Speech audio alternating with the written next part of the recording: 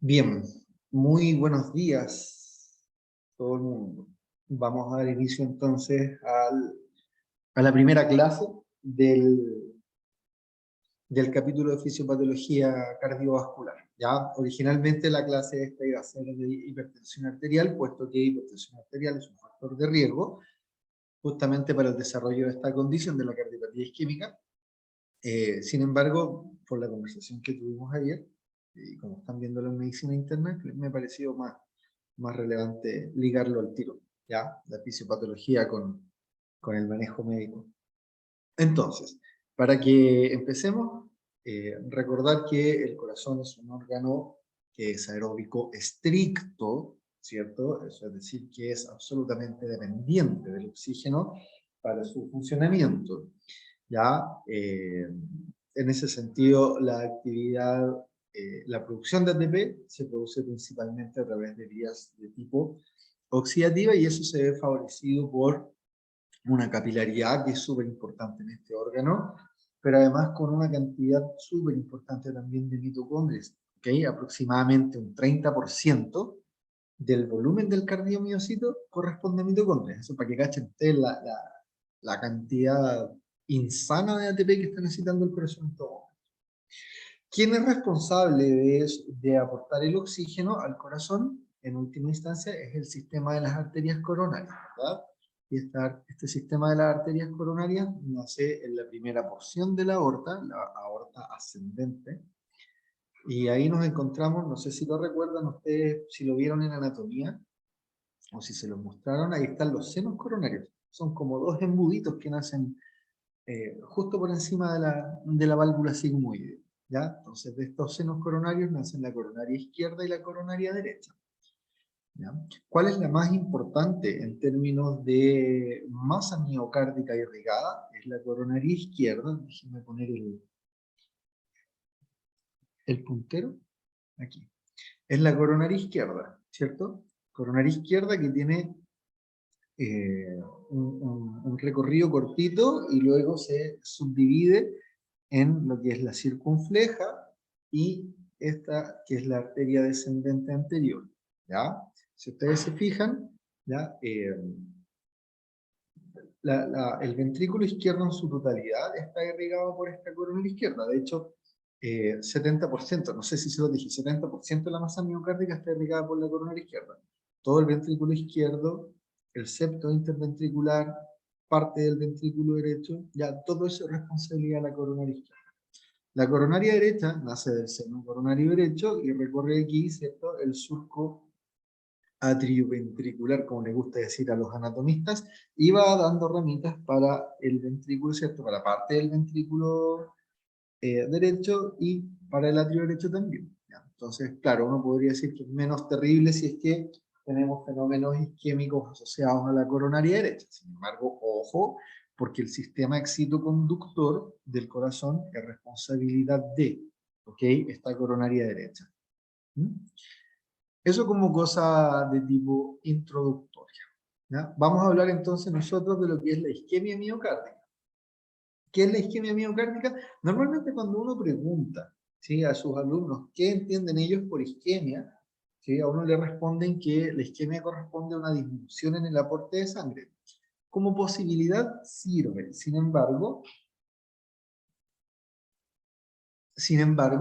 una definición más académica de isquemia miocárdica es un desbalance, ¿ok? Vamos a entender nosotros isquemia como el desbalance entre la oferta y la demanda, en este caso a nivel de miocárdico, ¿ya? Es interesante entenderlo así porque eso nos lleva a que efectivamente una disminución del aporte, una reducción del flujo de sangre, como uno siempre le dicen, nos puede llevar a una isquemia. Pero un aumento de las demandas con un aporte de sangre normal o incluso aumentado también efectivamente nos puede llevar a una isquemia, como vamos a comentar más ratito. ¿Ok? Independiente de cuál haya sido la causa o el mecanismo implicado en esta isquemia, chicos, una vez que tenemos un corazón isquémico, ese corazón va a tener alteraciones eléctricas y alteraciones mecánicas, ¿ok?, a consecuencia del fenómeno isquémico. Eso por favor no lo olviden nunca. Entonces, el corazón isquémico es es un tejido, es un órgano eminentemente arritmogénico, ¿ya? Y eso después de la clase de arritmia vamos a profundizar un poquito más en eso. Para entender entonces este desbalance entre la demanda y la oferta de sangre, es súper bueno hablar, ¿cierto? Desarmar la demanda y desarmar la oferta, para poder entenderlo, fisiopato. ¿Ya? La demanda de sangre es un reflejo del requerimiento miocárdico de oxígeno. ¿Ya? ¿Por qué? Porque resulta que hay órganos que sacan un porcentaje no muy alto del oxígeno, ¿cierto? Del oxígeno que les llega en un momento. Eso lo conversamos con el doctor Rossi en la clase de shock, ¿sí? Pero, por ejemplo, el músculo esquelético saca entre un 30 y un 40% del oxígeno que va pasando a nivel capilar, ¿ya? Eso significa que eventualmente si baja la perfusión del músculo esquelético, no, el músculo esquelético no va a volverse automáticamente hipóxico porque puede aumentar la tasa de extracción. ¿Se acuerdan que lo hablamos en la clase de shock? Ok. Sin embargo, el corazón saca algo así como el 80-85% del oxígeno que le llega. ¿Ok? ¿Qué significa eso? Que la única manera que tiene el corazón de aumentar su disponibilidad de oxígeno es a través de un aumento en el flujo de sangre. ¿Ya? Por lo tanto, la cantidad, resumiendo, ¿verdad? La cantidad de sangre que el corazón demanda es un reflejo de cuánto oxígeno él está necesitando. ¿Ya? Ahora, ¿para qué ocupamos el oxígeno en el corazón? Hay un consumo basal, ¿cierto? Que es poquitito, si ustedes se fijan, un 10, un 20% del oxígeno se destina a esto, y estos son los procesos básicos de mantención, que la bombación de potasio, que reparar membranas, que síntesis de proteínas, ¿cierto? Esos son los procesos básicos de mantención, ¿ya? La mayor parte del uso metabólico de oxígeno por parte del corazón tiene que ver entonces con el proceso contráctil, ¿ya? Aquí nos encontramos con la contractilidad, ¿cierto? O el inotropismo, ¿ya? Recuerden ustedes, influenciado por catecolaminas principalmente, por sistema nervioso simpático, ¿ya? Obviamente a mayor contractilidad, mayor requerimiento de ATP, ¿cierto? El trabajo ventricular, ¿ya? Trabajo ventricular que puede aumentar por presiones arteriales mayores, ¿cierto?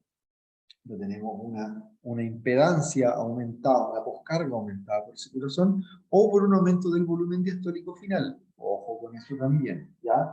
¿Podemos tener un trabajo miocárdico aumentado con presiones normales? Sí.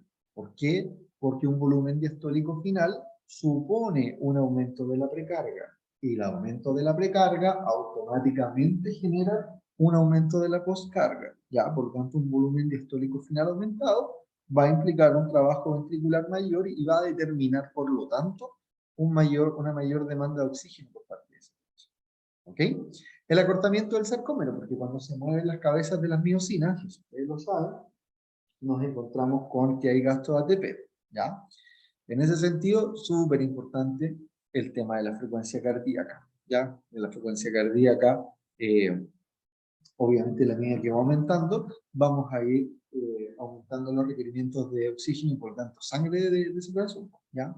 Ahí nos dice que, fíjense, entre un 50 a un 70% del aumento de la demanda de oxígeno durante el ejercicio se debería, ¿ya? Principalmente entonces este aumento de la frecuencia cardíaca, ¿ya? Y otra cosa que también es relevante tiene que ver con la masa miocárdica. ¿Cachai? Es evidente que si tienes una masa miocárdica mayor, ese corazón va a demandar más sangre. ¿Cachai? Por lo tanto, pacientes que tienen cardiopatía hipertensiva, ¿conocen el concepto de cardiopatía hipertensiva, chicos, no?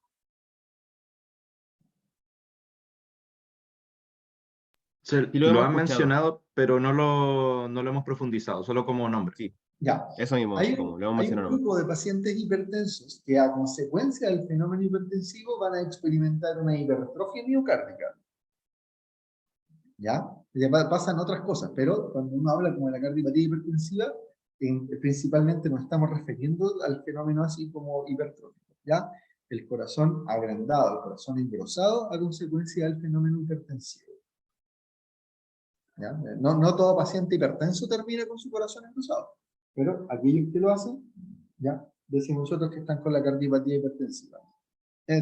Ahora, en un deportista también puede ocurrir, ¿cachai? Estoy simplemente dándoles ejemplos para. Lo que me interesa es que nos quede claro, un corazón más grande evidentemente va a demandar más oxígeno, ¿cierto? Que un corazón más pequeño. ¿Ya? Si nos vamos para el otro lado de la balanza, ya vimos lo que era la demanda, ¿cierto? Entendemos más o menos qué hace que el corazón demande una cierta cantidad de sangre, y vemos ahora el aporte, ya la oferta. Y la oferta de sangre depende básicamente de lo que es el flujo sanguíneo coronario, ¿ya? Y para entender eso, formulita muy clásica que quieres tú, que llegó compañía, ¿ya? Formulita el flujo de sangre, ¿cierto?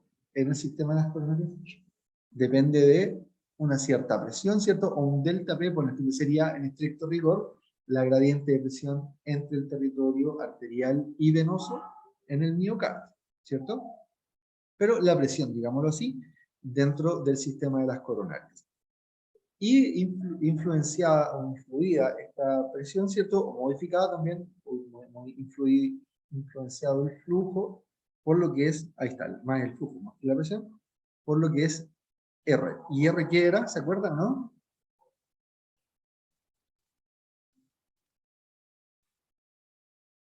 ¿A qué corresponde R en la fórmula? Era resistencia. Resistencia. Muy bien, ¿cierto? Exactamente. ¿Ya? Los dos determinantes de flujo, en este caso en las coronarias, son el gradiente de presión o la presión dentro del sistema de las coronarias y la resistencia al flujo que haya dentro de esas coronarias. Y según Poiseuille, ¿sí? Esa resistencia depende de esta fórmula. 8NL dividido por pi R a la cuarta. Ayúdenme ustedes, donde 8 corresponde a 8. 8. Un número fijo. Sí. ¿Cierto? Entonces, ¿por qué eso es relevante? Porque uno entonces lo puede eliminar, si no cambia nunca. ¿Qué es N? Viscosidad de la sangre. La viscosidad de la sangre. Maravilloso. Pregunta, ¿quién determina viscosidad de la sangre principalmente? El hematocrito. Muy bien, ¿cierto? Lo que significa que podemos tener cambios en las viscosidades en pacientes con policitemias, o podríamos eventualmente tener cambios en las viscosidades en pacientes Con anemia. ¿ya? Y L, La longitud del vaso. la longitud del vaso. ¿Cambia la longitud del vaso en condiciones fisiológicas? No. No, ¿cierto? Por lo tanto, también la podríamos eliminar.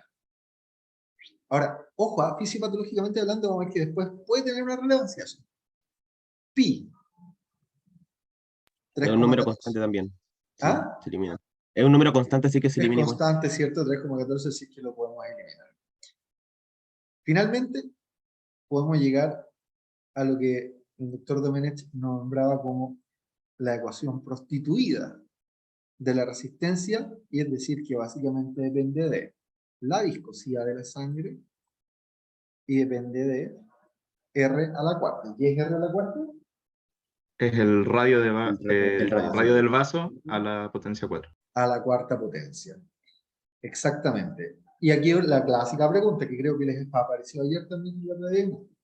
¿Cuál es el factor más importante determinante de resistencia en el vaso? Es el radio. El radio. El radio del vaso. Entonces uno siempre dice, pequeños cambios en el radio generan gran cambio en la resistencia.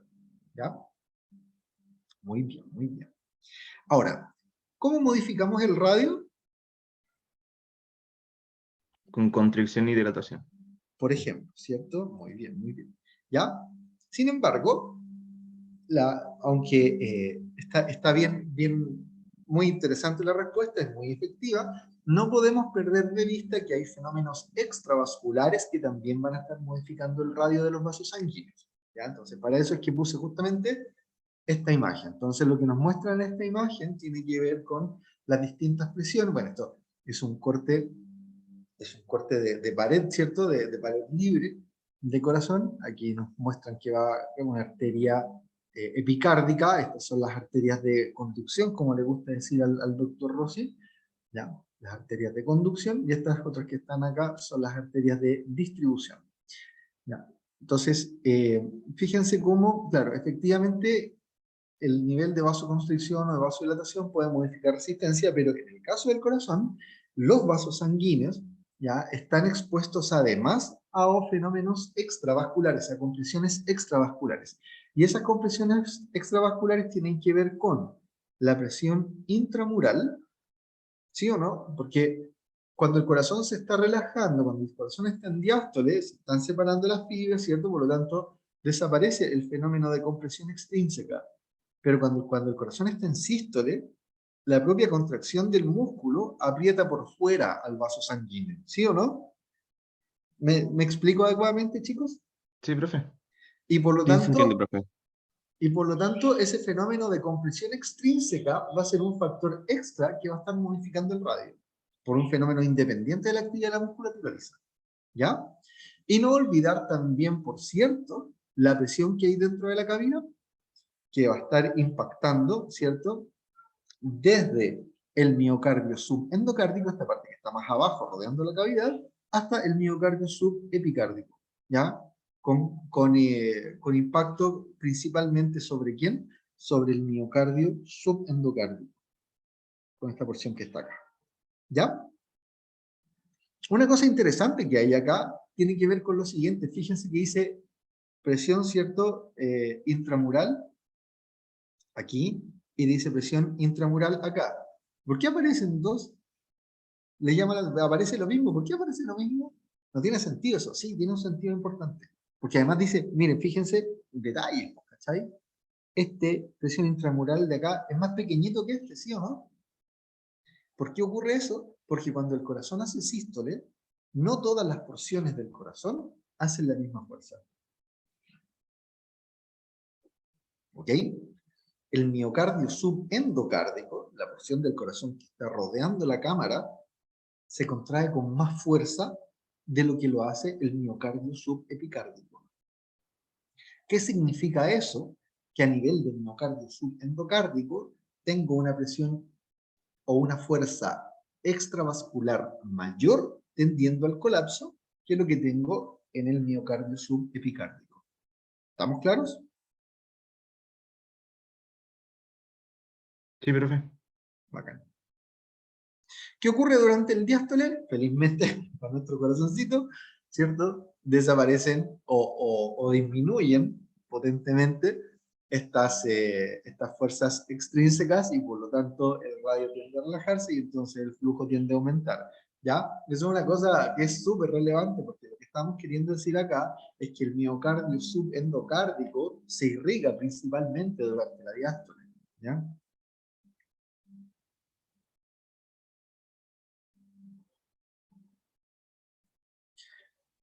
Concepto importante, ya lo vimos en la clase de accidente vascular encefálico, pero aquí nos aparece de nuevo. Ya también esto lo vimos en la clase de aquí, pero tenemos que al menos nombrarlo.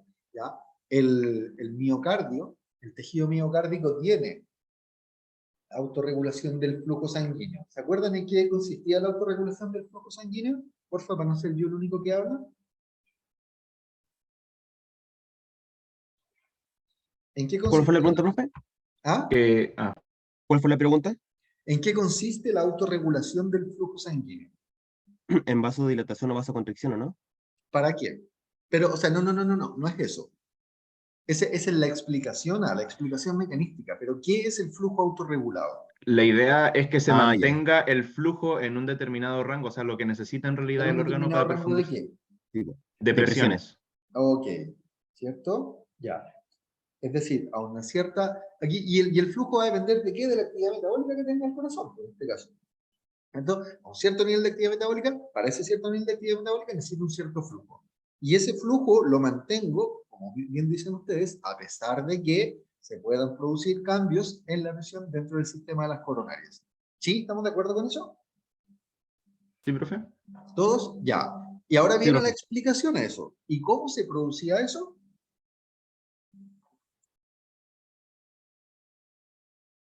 Modificando las presiones para modificar el radio del vaso. No las presiones. Modificando El radio Es del por vaso. los barras del radio del vaso. el radio del vaso. ¿Cierto? Ya. ¿Y cómo modificamos el radio del vaso? Poniendo el nombre con vaso Vasoconstricción, constricción. Constricción vasodilatación. y dilatación. Eso es. ¿Ya? Y dentro de ese rango entonces podemos mantener, es decir, si la presión sube, ¿cierto? Generamos vasoconstricción y por lo tanto aumenta la resistencia, ¿ya? Según la fórmula. Y por tanto, aunque hay una mayor presión, hay una mayor resistencia y entonces el flujo se mantiene. Al contrario, si la presión cae, se produce vasodilatación y entonces me devuelvo a la fórmula para aquellos que sean más visuales, ¿cierto? Si cae la... Que mandé una embarrada. Ahí sí. Si cae la presión, no necesariamente cae el flujo, porque si cae la presión puede caer la resistencia, entonces cae este, pero cae este y se mantiene el flujo. Y esa caída de la resistencia obedece entonces básicamente a un fenómeno de vasodilatación. ¿Ya? ¿Por qué se quiebra la curva aquí y por qué se quiebra la curva acá arriba? Porque ya no se puede hacer más vasoconstricción o más vasodilatación del vaso y queda ese Exactamente. punto máximo. Exactamente, no son propiedades infinitas del vaso. Hay un límite, hay una cierta vasoconstricción máxima y una cierta vasodilatación máxima. Superado ese punto, por supuesto que el flujo o cae o sube dependiendo de dónde nos vayamos. ¿Ya? ¿Quién es responsable de la autorregulación del flujo sanguíneo? Son las arteriolas. ¿Ya? Entonces este monito, esta imagen, es para hablar de el rol que tiene la arteriola asociado a la autorregulación del flujo sanguíneo. ¿Por qué? Porque las arteriolas, chicos, tienen receptores. ¿Sí? Tienen receptores para un montón de cosas. Que están, pero lo que les quiero decir es que la arteriola es capaz de censar qué está ocurriendo metabólicamente en el tejido. No dije en el corazón, dije en el tejido. ¿Ya? Eso ocurre en todos lados. Pero específicamente ahora a nivel de corazón, ¿ya? La arteriola sabe cómo está metabólicamente hablando ese miocardio. ¿Ok? Entonces ella tiene receptores para CO2, lo que aparece aquí. Para CO2, protones, potasio, adenosina, oxígeno y otros. ¿Ya? Entonces, en la medida que se modifican estas variables, ¿cierto? Eso va a ser censado por la arteriola, y esa arteriola, vía modificar la función del endotelio, vamos a generar más vasoconstrictores o más vasodilatadores. ¿Ya? ¿Estamos claros, no? Sí, profe. Sí, profe. ¿Ya? Esos son los factores locales, recuerden, porque desde un punto de vista fisiológico, el cambio de la actividad de estas células musculares lisas tiene que ver también con fenómenos hormonales, ¿cierto? De lo que aparece por acá, y tiene que ver con fenómenos neurológicos, con la actividad del sistema nervioso simpático, ¿ya? Pero ahora estoy hablando como de la regulación local del flujo. Entonces, insisto, no olvidar que en esta arteriola nos vamos a encontrar con receptores para estas cosas, ¿ya? Y lo interesante de esto es que son mecanismos como redundantes, ¿ya? Entonces se han hecho experiencias, por ejemplo, como, anulando la señalización asociada a PCO2 o a oxígeno, ¿cachai? Y se pensaba que se iba a alterar la autorregulación del flujo y no se altera, ¿ya? Entonces son mecanismos como bastante redundantes. En algún momento, por ejemplo, porque vamos a hablar ahora del óxido nítrico como un agente vasodilatador, ¿cachai? Se suprimió la producción de óxido nítrico y la autorregulación se producía igual. Igual había vasodilatación, a pesar de no haber óxido nítrico, ¿ya? Entonces son mecanismos que son bastante redundantes y que están todos presentes trabajando ahí para asegurar que haya una buena adecuación en términos de los flujos de sangre para las demandas del corazón, ¿ya? Entonces, esta arteriola finalmente modifica, ¿cierto?, la actividad del endotelio, y este endotelio va a producir eventualmente sustancias vasoconstrictoras, la más importante ahí, endotelina 1, recuerdan ustedes, ¿ok? Y eventualmente el endotelio va a producir agentes vasodilatadores, y ahí no el único, pero sí el más importante, es el óxido nítrico, ¿ya? Y esos agentes vasoconstrictores o vasodilatadores van a tener un cierto efecto sobre las células musculares lisas de la vasculatura, ¿ya? De la misma arteriola, y entonces se va a producir el fenómeno de vasoconstricción o de vasodilatación, dependiendo de cuál sea el caso. ¿Ya? Y eso es lo que vamos a hablar ahora. Pero Quiero saber, ¿cómo vamos hasta aquí? En la última parte me perdí un poco, pero creo que bien. Me escuché en la grabación quizás bien. ¿Qué cosa? Como que en la última parte me perdí un poco, pero si no, en esa parte Lo que del pasa es diagrama de que, abajo. lo- ya, aquí, ¿qué se está mostrando? La actividad del endotelio asociada a vasoconstricción o vasodilatación. ¿Ya? Entonces, pero fíjate, en esta parte del lado izquierdo de la imagen, lo que más me interesa es que entendamos esto. Es que el endotelio es un productor de endotelina 1. ¿Les hablaron de endotelina 1 en fisio? En fisio no, pero usted lo tomó en la primera parte del Ah, cuando ramo. hablamos de disfunción de endotelio. Exacto, ahí usted lo Ya, tomó, pero así muy ok. general. La endotelina 1 es un agente vasoconstrictor, no es el único. Fíjense que, por ejemplo, aquí puede llegar por vía sanguínea, eso ustedes lo saben, pero el endotelio puede volverse a ser un productor también de angiotensina 2, ¿cierto? Por esta ECA que tiene el endotelio. ECA que, entre paréntesis, recordemos, no es bloqueada por los IECA, porque los IECA bloquean la ECA que está a nivel pulmonar. ¿Se acuerdan de eso, no? ¿Ya? Eso es una cosa súper interesante porque la mayor parte de la angiotensina 2 aumentada patológica que está en los tejidos asociados a enfermedades cardiovasculares no es producida por la ECA pulmonar. ¿Cachai? Por lo tanto, el bloqueo de la ECA en un paciente con IECA, valga la redundancia, ¿cachai? Limita la producción pulmonar, pero no la producción local de este mediador. ¿Ya? Entonces, finalmente el endotelio puede producir algunos agentes vasoconstrictores, plural. De esos vasoconstrictores, plural, el más potente es este que está acá, endotelina 1. ¿Ya? ¿Ahí sí, Christopher Soto? Sí, profe, ahí se ¿Ya? entendió mucho mejor, gracias.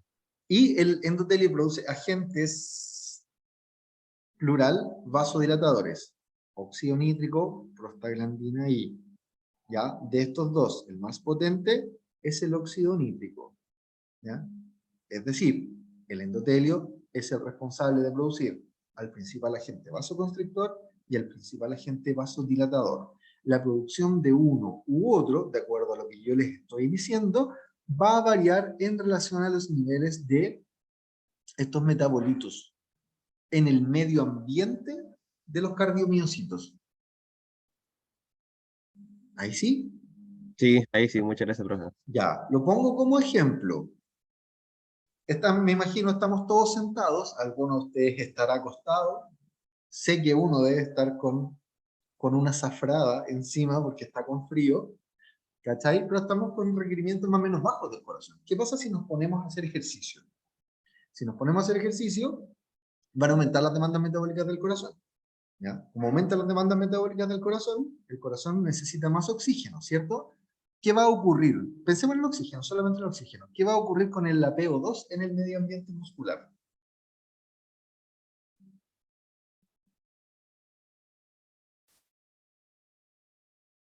Debería comenzar a aumentar, ¿no?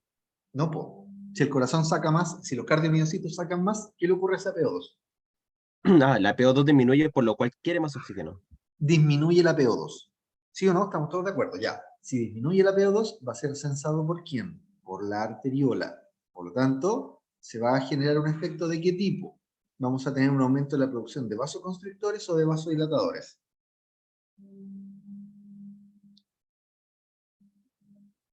¿Qué debiera ocurrir?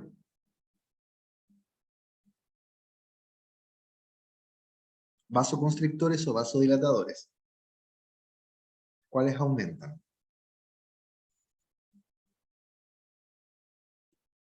Yo pienso que en vasodilatadores. Debieran aumentar los vasodilatadores, Sí. exactamente, ¿cierto? Porque con eso vamos a obtener un fenómeno de vasodilatación. Si hay vasodilatación, el radio del vaso, ¿cómo va a estar el radio del vaso?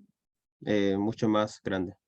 No sé si mucho, pero al menos va a aumentar el radio, ¿cierto? Sí. Y si aumenta el radio, ¿qué ocurre con la resistencia? Debería disminuir. Y si disminuye la resistencia, asumiendo que la presión se mantiene, ¿qué ocurre con el flujo? Aumenta. Y si el flujo aumenta, ¿qué ocurre con el aporte de oxígeno? También aumenta. y por lo tanto se normaliza la PO2 en el medio ambiente miocárdico. ¿Ya? ¿Se entiende, no? Sí, entiendo, profe. Listo. ¿Qué pasa si dejamos de hacer ejercicio? Ya estábamos trotando, haciendo bicicleta, lo que sea, jugando a la pelota, como alguno por ahí, y dejamos de hacer ejercicio. ¿Qué va a ocurrir en ese momento con las demandas de oxígeno del corazón? Van a disminuir, ¿cierto? Por tanto, ¿cuánto oxígeno va a extraer ese miocardio? Profe, ¿Ah? Menos. son preguntas para el Christopher o para el curso. Yo creo que para todos. Para el curso, Ah, sí. ya, Están perdón. respondiendo Ya, ahora ustedes, sí. pero Ya. Sí. para todo. Sí, yo creo que ahí, bueno, debería disminuir también. Disminuye, Exacto, ¿cierto? sí. Pero estamos con un cierto radio, por lo tanto estamos llevando una cierta cantidad de sangre que bastaba, que era suficiente para la demanda metabólica de ejercicio. Pero ahora demando menos oxígeno. Por lo tanto, ¿qué ocurre en esa condición con la PO2 en el medio ambiente muscular? Está aumentada ahora. Ahora va a estar aumentada. ¿Me siguen todos o no? Buenas, gracias por la acotación, Máximo. Le estoy preguntando a todos. Solo me está respondiendo Christopher, pero le estoy preguntando a todos. Aumenta la PO2. ¿Quién va a censar eso? La arteriola, ¿cierto? La metaarteriola, pero principalmente la arteriola. ¿Cuál va a ser la respuesta de la arteriola? Modificar ¿qué cosa? La producción de estos dos. ¿Qué va a aumentar ahora? Los La de vasoconstrictores endotelina 1. Eso. Y por lo tanto el radio del vaso va a... Disminuye. disminuir. Y por lo tanto si el radio disminuye, la resistencia en ese vaso, Aumenta. y como aumenta la resistencia, el flujo, Disminuye. Disminuye. y por lo tanto el aporte de oxígeno, También cae un disminuye. poquito hasta que llegamos al nivel, ¿cachai?, de normalidad dado por esa arteria. ¿Ya? Profe, ahí me surgió una pregunta. A ver. Porque ya en un estado de reposo, ¿aumenta la PO2 o es que, porque, bueno, yo pienso que igual el corazón, al seguir Ya, lo que trabajando, pasa es también que, va a requerir de oxígeno? Entonces, entiendo, sí. Lo que pasa es que en mi ejemplo, no sé si fui tan hábil para ponerlo así, pero en mi ejemplo es el reposo después del ejercicio. ¿Cachai? ya entiendo. Corre, para. Entonces, en ese contexto, el sujeto estaba con una demanda aumentada y de repente para y por lo tanto la demanda del corazón baja. No automáticamente, pero cierto, empieza a bajar. Y ahí empezamos a disminuir. ¿Ahí sí? Sí, profe, ahora sí entendí. Excelente. Excelente. ¿Ya? ¿Cómo explicamos entonces desde un punto de vista así como más molecular, más fino, estos cambios en el radio del vaso? Aquí estamos. Aquí está la respuesta. Entonces, si nos vamos primero por el lado de los agentes vasoconstrictores, ¿cierto? Nos encontramos con angiotensina 2, nos encontramos con norepinefrina, ya actuando, ¿cierto?, sobre alfa 1, eso ustedes lo saben. Nos encontramos también con, no aparece aquí, pero nuestra endotelina 1, ¿ya? Y lo que hacen los agentes vasoconstrictores en general es aumentar el calcio. Aumenta la concentración de calcio en la célula muscular lisa. Y el calcio es súper importante para la contracción del músculo. Sin embargo, recuerden por favor lo siguiente. No es la fisiología de la contracción muscular en la célula muscular lisa no es igual que en el músculo esquelético o estriado. ¿Ya? El calcio no se ocupa acá para desplazar el complejo de las troponinas. El calcio acá lo necesitamos para activar una quinasa, ¿cierto? Y esa quinasa nos ayuda, que es la quinasa de las cadenas livianas de miosina, ¿cierto? Esta quinasa de las cadenas livianas de miosina nos ayuda a fosforilar justamente a las cadenas livianas de miosina para permitir el movimiento de la cabeza. ¿Se acuerdan de eso, no? Porque recuerden que, a diferencia de lo que ocurre en el músculo estriado, en el músculo, liso, las actinas y las miosinas están siempre tocándose. ¿Por qué no hay contracción? Porque no hay actividad de las cadenas livianas de esta miosina. ¿Cuándo se activan las cadenas livianas de miosina? Cuando se fosforilan. Acá. ¿Ok? Y esa fosforilación es calcio dependiente. ¿Ya? Porque el calcio se une a una calmodulina, después se activa una quinasa, ¿cierto? Y finalmente nos encontramos con una actividad de la quinasa de las cadenas livianas de miosina. Se fosforila y se produce vasoconstricción. ¿Ok? ¿Cómo explicamos la vasodilatación? No, al otro lado, ¿cierto? Agentes vasodilatadores generan, miren, acá, aumento en la actividad de una fosfatasa de las cadenas livianas de miosina. ¿Qué hacen las quinasas? Fosforilan. ¿Qué hacen las fosfatasas? Desfosforilan. Por lo tanto, en la medida que desfosforilamos a las cadenas livianas de miosina, ¿cachai? Ya no hay acoplamiento entre miosina y por lo tanto generamos nuestra vasodilatación. Favor informar si quedó claro.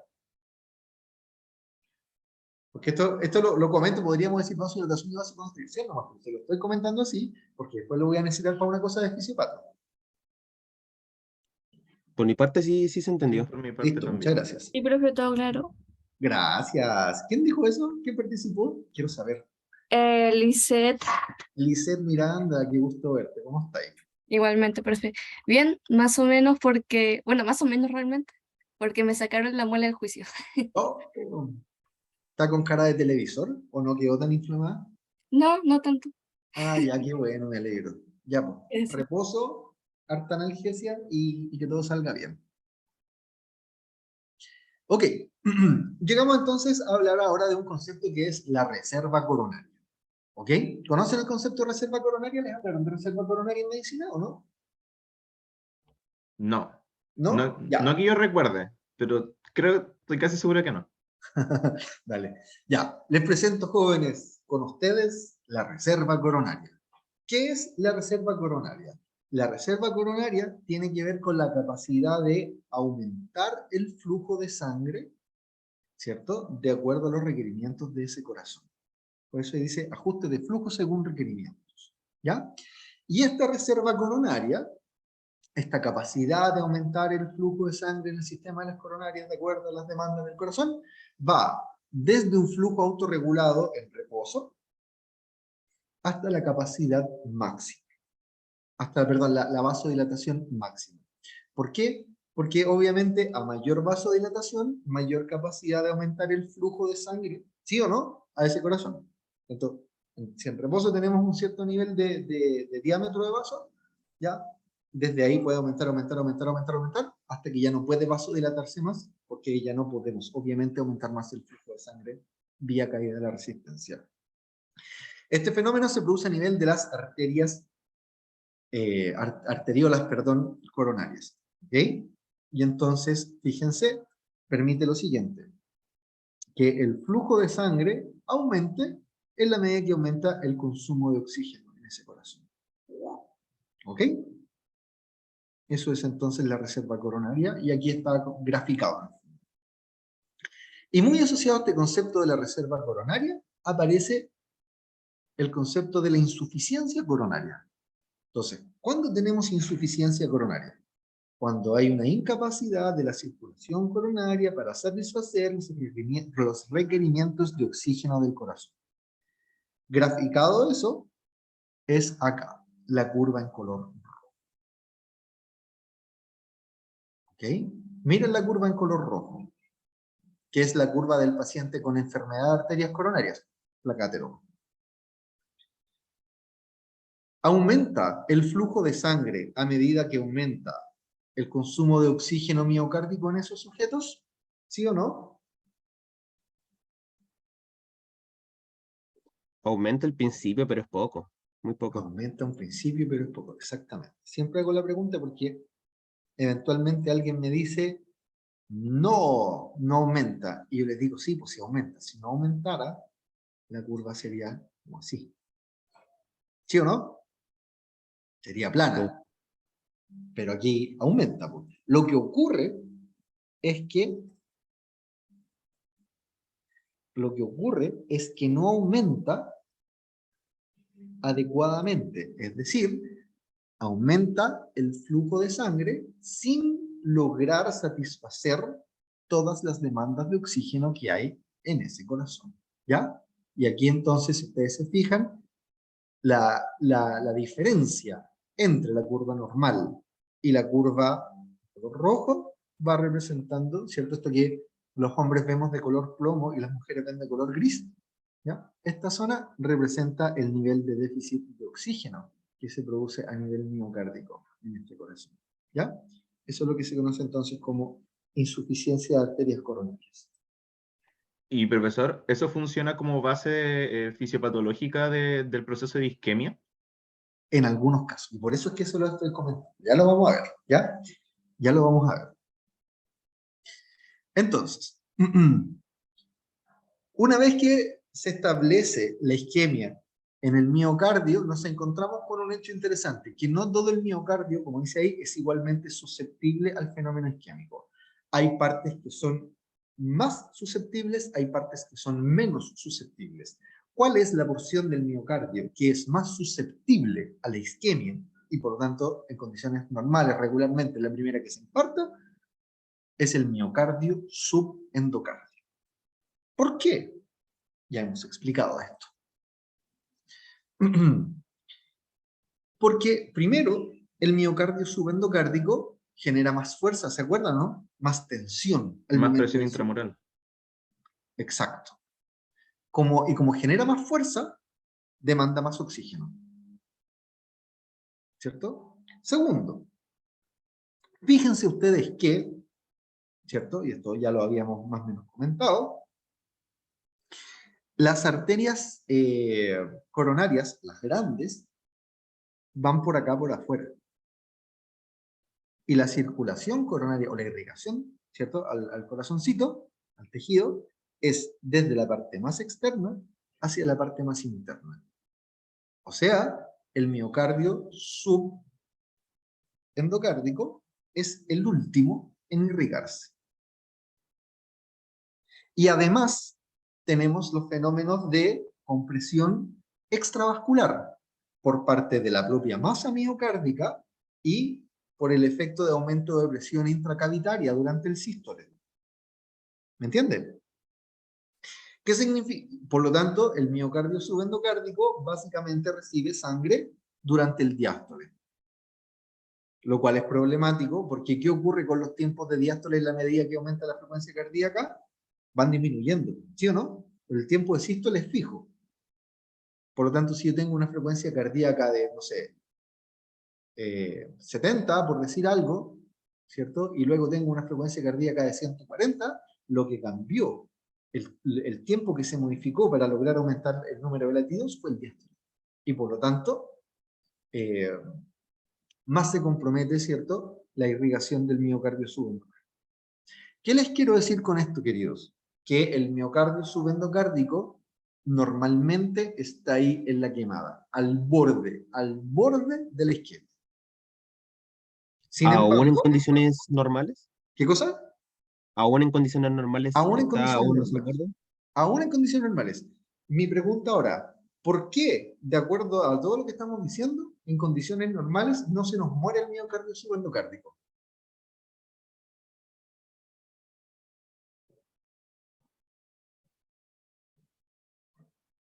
Gracias a la autorregulación del flujo sanguíneo.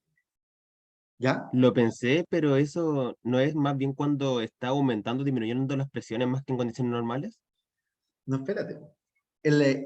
Lo que ocurre, Christopher, es que en condiciones normales el miocardio subendocárdico tiene casi al tope a su reserva coronaria. ¿Se entiende por qué, no?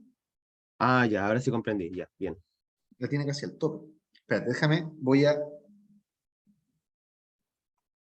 activar la cámara, puedo estar medio chascón, si me empiezo a despeinar cuando hablo. Vasoconstricción máxima, vasodilatación máxima. ¿Sí? Vasoconstricción, vasodilatación, vasoconstricción, vasodilatación. Al miocardio subendocárdico, eso no le sirve. Entonces está como ahí, normalmente. Pero ahí está en la quemada, ¿sí? Entonces, cuando el miocardio subendocárdico empieza a demandar más sangre, ¿cierto? O cuando cae el flujo, puede hacer como eso nomás. ¿Sí? No como el resto del corazón, que puede pasar de eso, en reposo, a eso. El diámetro de la arteriola. ¿Ok? El miocardio subendocárdico, eso ya no le sirve, por los fenómenos que hemos comentado. Entonces, él ocupó su reserva coronaria y está ahí. Pero eso es un reposo. ¿cachai? Entonces tiene poquito para jugar. Entonces, ¿qué ocurre? Si por A, B o C motivo cae el flujo de sangre, ¿qué capacidad tiene el miocardio subendocárdico de hacerle más fácil el paso de esa sangre? Bastante poco. Y por eso es el primero que sufre. ¿Queda claro? Sí quedó claro en condiciones normales, pero ahora me salió la duda de qué pasa entonces en un deportista que de por sí, No, como usted pero dijo, la frecuencia cardíaca aumentó harto. sí, pues no, pero yo estoy hablando, ya, bueno. Reformulo mi planteamiento. En condiciones normales, hasta una demanda alta, incluso en un deportista. Ya, entonces sí, ahora sí se entendió bien. ¿Ya? Miren acá, este es un corazón, es un corte transversal de corazón, lo más probable es que haya sido de ratoncito, este corazón. Yo trabajé con este mismo modelo y hacía lo mismo. Este es un corazón que fue expuesto a una isquemia global, ¿ya? Isquemia miocárdica global es igual a paciente muerto, ¿cachai? Evidente. Pero esto es un modelo. Entonces, lo que se hace usualmente es dejar a estos corazones sin flujo, sin medio de irrigación, ¿ya? Por periodos X, 30, 45 minutos, depende del modelo. Y luego se tiñe, ¿ya? Se reperfunde, se tiñe, y la gracia del colorante que se usa es que ese colorante se mete solamente a las células que están vivas y las deja de color rojo. Es decir, todo lo que queda de color blanco en estos corazones es corazón infartado. Y miren cómo todo el miocardio subendocárdico está blanco. ¿Por qué? Porque es la porción miocárdica que intrínsecamente tiene más posibilidades de ser isquémica. Por eso es que los agudos de miocardio normalmente comienzan desde el miocardio subendocárdico y van progresando hacia afuera, o van progresando, qué sé yo, hacia el resto del tejido. ¿Ya? ¿Está claro, no? Sí, se entiende, profe. ¿Sí? Doc Rossi, ¿algo que comentar hasta este punto, no? Yo les cuento algo, desde que hacemos equipo con el Doc, esta clase siempre la he hecho él. Esta es la primera vez que la hago yo, así es que me interesa No, conocer su... clarito todo, va súper bien todo, tranquilito, todo suavecito, bien. Ya, eso. Cualquier cosa, Perfecto. Doc, usted sabe, mete la cuchara o no. No, sí, estoy atento, relax. Eso. ¿Ya? Entonces, empecemos con angina por demanda. Sabemos lo que es la angina, ¿cierto? Después de nuestra clase de medicina interna, o de vuestra clase de medicina interna. Sí, profe. Sí, lo tenemos todo claro, ¿cierto? Ya. Sabemos entonces que, dependiendo de la presentación, podemos tener angina estable, angina inestable, ¿cierto? Ya. Y la angina estable también se llama angina por demanda, o angina crónica. ¿Cómo explicamos fisiopatológicamente la angina estable? Oye, ¿y conocen a la angina estable, cierto? ¿O no? Sí, también. Sí, A me explicaron ver, estable y inestable. no quiero probarlos, pero así como no sientan que lo estoy probando, pero ¿en qué consiste la angina estable? Solo para que quede una definición ahí en la clase. Es Todos sepamos de un, qué estamos hablando. es un tipo de dolor torácico que se da eh, principalmente por causas ateromatosas. ¿Ya? Ya, ¿Y? y es un dolor característico, opresivo y retroesternal y demás. ¿Sí? Y que se presenta siempre como en las mismas como condiciones, siempre tiene como una presentación constante de aparición en el tiempo. Por ejemplo, ante el aumento del esfuerzo físico, por ejemplo, al caminar a las 2 cuadras empieza el dolor anginoso. O también ante, ¿cómo se llama? Sobrecargas emocionales también puede ocurrir. ¿Y eso? Eso. Ya, súper. Está todo clarito. Todo clarito. Ya. Usualmente asociado a esta condición. Una placa de ateroma, ¿cierto? Usualmente también esas son placas estables, ¿ya? La placa estable es la que principalmente, no únicamente, pero la que principalmente se asocia al fenómeno de la angina estable o angina por demanda. ¿Qué ocurre acá? Aquí tengo una fotito, pero después lo tenemos en dibujito, ¿ya? Aquí tenemos la placa, ¿ya? Y tiene que ser una placa que genere una caída de presión. dentro del sistema de las coronarias. ¿Ya? Debe generar una cierta caída de presión. ¿Por qué se produce la caída de presión? Bueno, la caída de presión se produce porque, primero, cuando la sangre fluye por acá, fluye más rápido. ¿Sí? Cuando nos encontramos con este lugar de estrechamiento. La sangre fluye más rápido y asociado a ese fluir más rápido hay una caída de presión. 1. 2. Cuando la sangre sale del sitio de obstrucción, el flujo cambia desde lo laminar a lo turbulento, acá. Y asociado a ese patrón de cambio, a ese cambio en el patrón de flujo, hay más pérdida de presión. ¿Ok? Por lo tanto, no es cualquier, insisto, no es cualquier placa que haga esto, sino que debe ser una placa que genere, que obstruya de manera importante, digámoslo, y que genere una caída de presión entre el punto que había antes versus lo que hay después. ¿Ya? Fíjense que aquí aparece el L, y por eso el L me importaba y le decía, en condiciones fisiológicas, ¿cambia el largo del vaso? No, y está súper bien eso.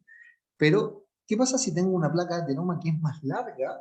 Ahí el L sí es importante. Entonces esa placa de ateroma va a generar una resistencia mayor. Y asociado a esa mayor resistencia vamos a tener una caída de presión que también va a ser mayor. ¿Ya? Entonces, atentos para participar, por favor. Si cae la presión en este punto posterior a la placa, si hay una presión menor, ¿cómo va a estar en este paciente la irrigación de el flujo sanguíneo a nivel de sus cardiomiocitos?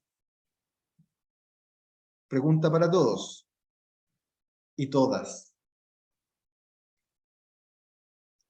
¿Cómo? Si hay una caída de presión, si tenemos una placa de ateroma que genera un delta P en el sistema de las coronarias, ¿cómo va a estar el flujo sanguíneo a nivel de los cardiomiocitos que están un poco más acá?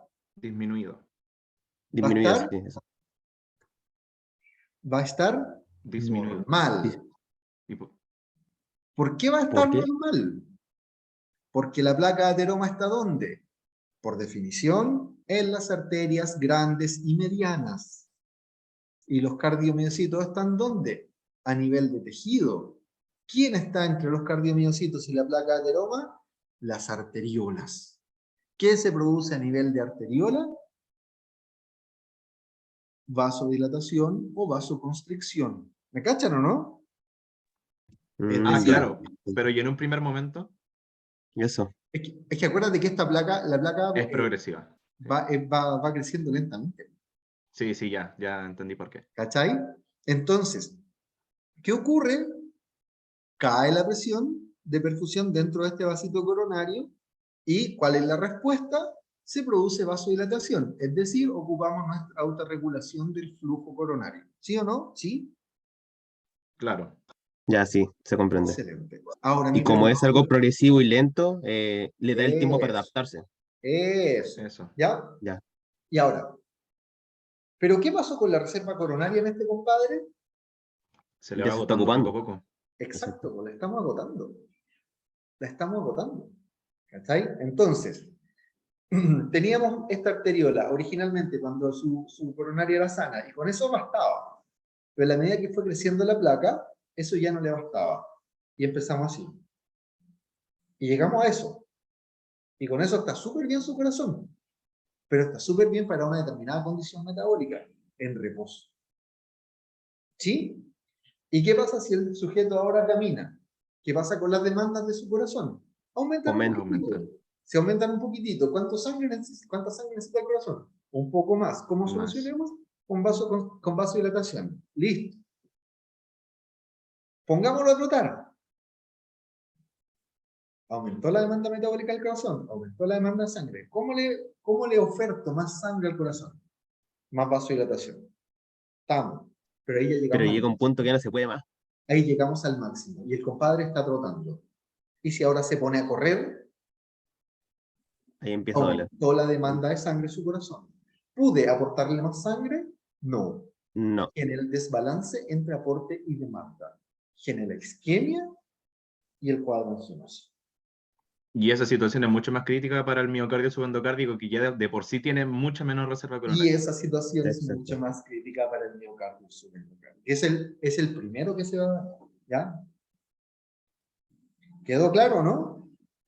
Sí, quedó claro, profe. Sí, profe. Bacán. ¿Ya? Profe, Por la eso, única pregunta, ¿eso de angina por demanda está involucrando solamente la angina, por ejemplo, estable o también involucra la inestable? no, al estable. El mecanismo Solo de la estable. inestable es distinto. Perfecto. ¿Ya? Entonces, lo que yo les quería decir, ¿se fijan por qué no basta o no es una definición completa decir que una isquemia es una reducción en el aporte de sangre o en el flujo de sangre? Porque podemos también tener isquemia en este caso con flujo aumentado. Si el flujo está aumentado, pero en relación al requerimiento igual es menor. ¿Ya?